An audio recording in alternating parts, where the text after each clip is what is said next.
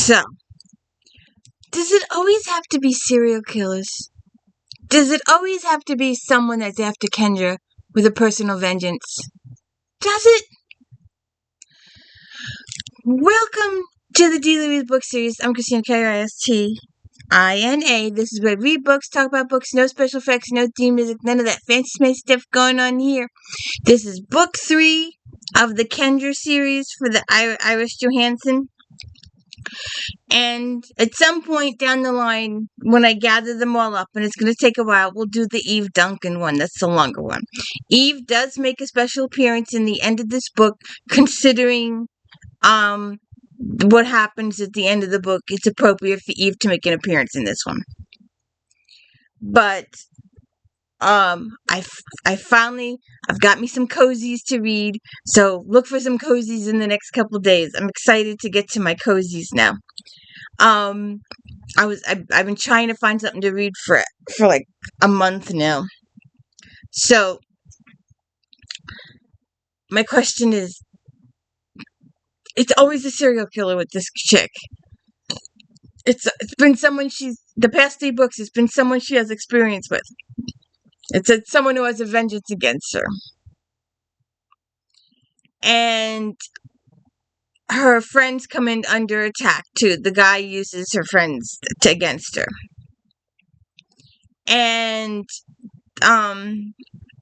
there's really only one main plot line. There's not too many. There's really no subplot line in this at all, now that I think about it. But Kendra reconnects with her friend Beth, who is Eve Duncan's sister. And she's still sort of kind of flirting with Adam Lynch. Nothing really, anything going on there yet. And there's this serial killer that was supposedly put to death months ago. But he slipped the wheels, and they did the injection, but it just put him to sleep, and they shipped him out in a hearse. And then he went off to wherever he went off to, and they burned some John Doe's body in the crematorium instead of his. No one ever checked to make sure it was him, checked his fingerprints. No one ever double-checked anything, so the guy escaped clean. So now he's out killing again, and he wants Kendra to know that it's him doing it. And she's telling everybody, this guy's alive, and no one's believing her. She's crying wolf, all that kind of situation. And they finally believe her when it gets a little on the too late side. So that's kind of frustrating. There is also, what was this written? All right, 2015, only 10 years ago. So that ain't too bad. Because some of the circumstances, computerish, that happen in this are quite scary. And it might have been sort of possible 10 years ago. It's massively possible today, and that's just absolutely scary and creepy. Because all the computers come with cameras. And I know some people that purposely put tape over their cameras. But the serial killer successfully hires someone to hijack Kendra's computer, and actually, through her computer, watches her wherever she goes and what she does. And that is just god-awful creepy. And he's communicating through her to the computer. I see you. Why are you going there? What are you doing there for? What? I told you not to go there. Blah, blah, blah, blah, blah. It's just downright creepy and unnerving. Just that part was just creepy. And Mr. So-called love interest sort of kind of is absent for like 90% of the book. Adam Lynch is just like... But she's dealing with Griffin. She's dealing with Beth. She's dealing with the serial killer. The serial killer is front and center in your face almost the entire book. There's no mystery as to who he is. But it's just a matter of catching him. And the man's got money and means, and there are little clues along the way, but then there's a big clue that gets smacked in Kendra's face, and she's like, "Ah, shit! Now I got proof. The police have to believe me." Two people that Kendra knows gets taken by this guy, and there's a book coming up. Well, next year. Starting after every Saturday after we're gonna finish up the Sinsters.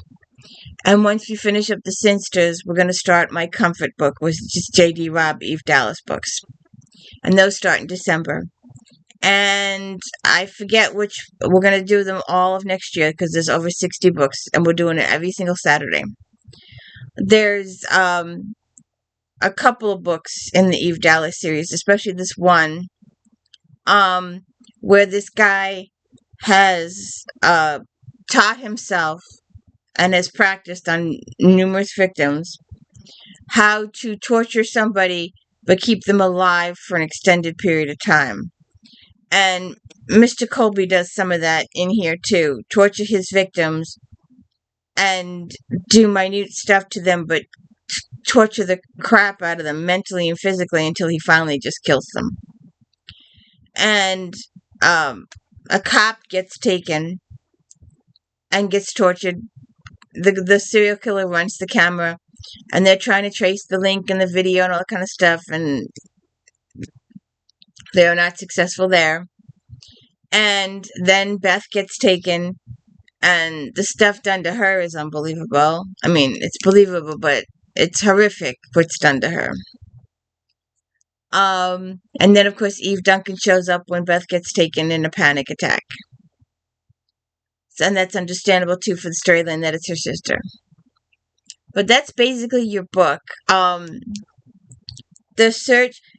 first little part, is Beth's little head trip.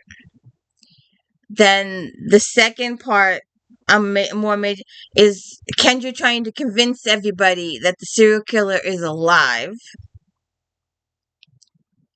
And then she finally does.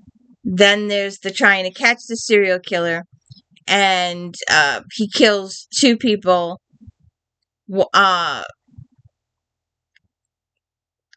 He kills Sheila, the reporter that duped Kendra. And then he goes after the cop that was trying to help. And you get to watch the cop on the video get tortured. And then Beth gets taken.